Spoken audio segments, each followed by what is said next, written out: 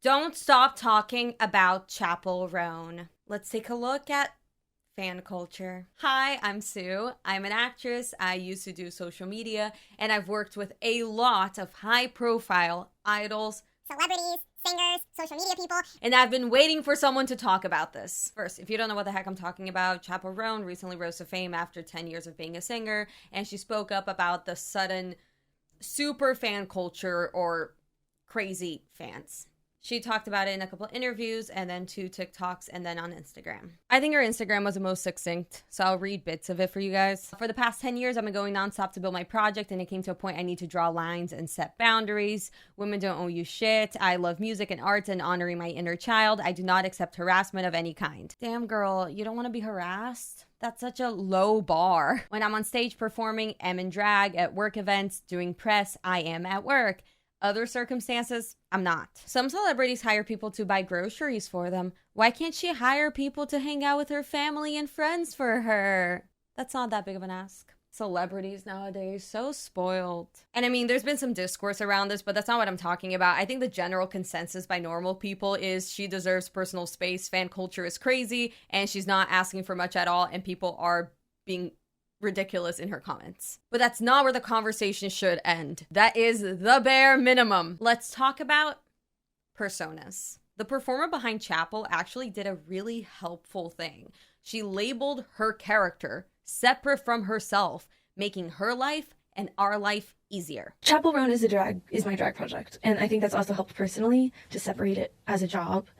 I've worked with a lot of celebrities, and I think something we understand but don't really understand is that every social media person, every actor, every singer is always playing a character. With the rise of social media, we love this idea of we're seeing who they really are. We're seeing them behind the cameras. No, you're not. It's not a bad thing. It's just that social media, like the way it's built and just the industry is around branding. Even if you're similar to your branding is just like 1 or 2 things about you, and you are a 3-dimensional person. Like, honestly, for social media people specifically, their branding is just whatever got them views.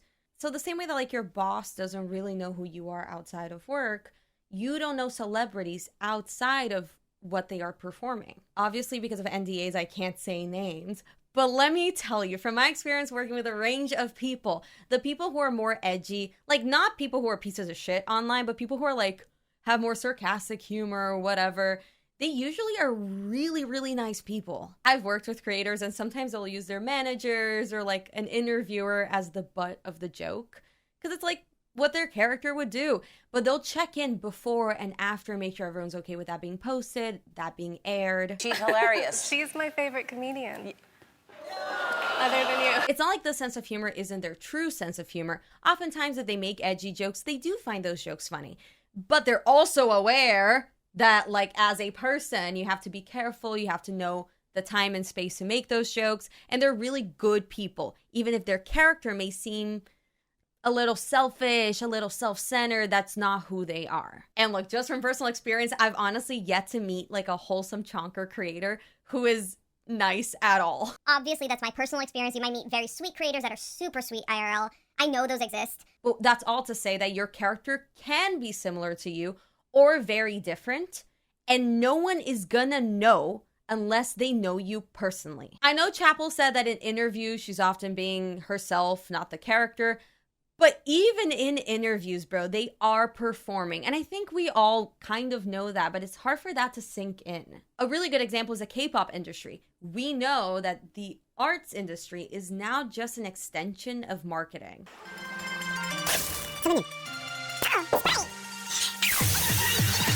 The actress performer behind Chappell, creating Chappell Roan, is actually super helpful. The way she talks about it, her rhetoric is so clear. The way that I see it, and fans can correct me if she said it differently, is that you can fangirl for Chappell. You can be obsessed with Chappell, want to dress like Chappell, sing all the lyrics, go to all the concerts, get all the merch, be like her, admire her. It feels good. Like, I like idolizing certain characters. It's not a big deal. But if she's busy or if she's living her personal life, you don't treat the voiceover actress who's working or with her parents like the character. As Chappell showed herself, performing is like wrestling. And for me, the best example is voiceover acting. The voiceover actor can be kind of similar to the character. The actress for Dora can be similar to Dora. But she's not Dora. And this leads me to the parasocial. This is what parasocial can become. There is a difference between healthy parasocial and unhealthy parasocial. Okay, this might be the most controversial thing I say in this video, but I think healthy parasocial relationships do exist. And that is when you are super into the character and you differentiate that from the actor. Dude, I am obsessed with Toji. Toji is the finest man ever.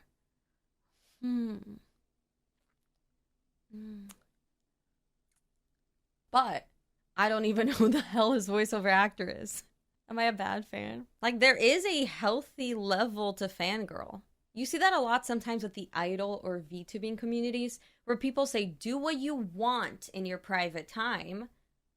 I don't know. I don't care. I won't go searching for it. If you search for it, it's your fault. You can't blame the person. Just live your life, but stay consistent when you are in character. So if it doesn't make sense for your idol persona or for your VTuber character to do this, say this, just don't do it on camera. And we kind of understand it. Don't talk about how you are probably not like that in real life. Look, and I'm complimenting the VTuber and idol worlds, knowing that they are the most putrid fandoms in many ways. They get pissed sometimes when someone takes a vacation because they are taking time to themselves and being happy.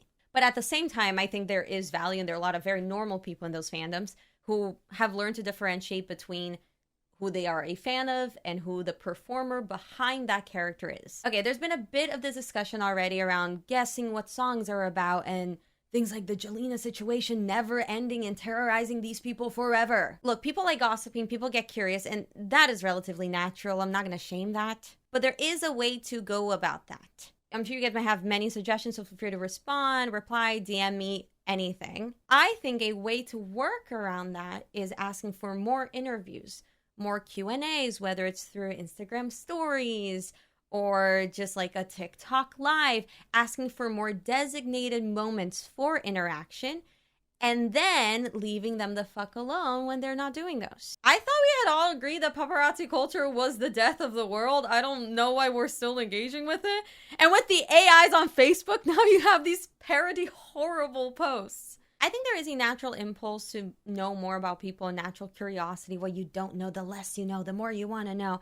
I get that. But just having a designated time and place for that so they're able to clock in and out like regular people is necessary. If we don't want more fucked up child stars or adult stars or people quitting or becoming depressed or using drugs, then I think it's time we accept that being jealous of someone being successful doesn't make sense. They still deserve a life, even if they're successful and you're not. I think a lot of people's infringement of privacy and, liking the paparazzi comes from a terrible place of wishing harm to people who are doing well. But at the end of the day, even if you're a great singer who deserves to be on the spotlight, or you're a fantastic dude who just isn't getting appreciated by women or whatever, no one who's successful is doing that to you. It's the people around you. And that's like a very separate thing. Don't drag celebrities into your personal sadness. Honestly, I think in my positions, I don't think I would have been able to confront people like Chappell did. The fact that her management let her do that and that she was able to do that is amazing, because there are a lot of smaller creators, smaller performers who are literally not allowed to say that. Maybe I'm also upset because there's a world in which I would have been a better artist, but I have no muscle for harassment, and that's why my channel is now bare, except for this video. So thank you guys. Comment below if you have any tips on how to not be a piece of shit to celebrities. And I hope you like my first video. Subscribe.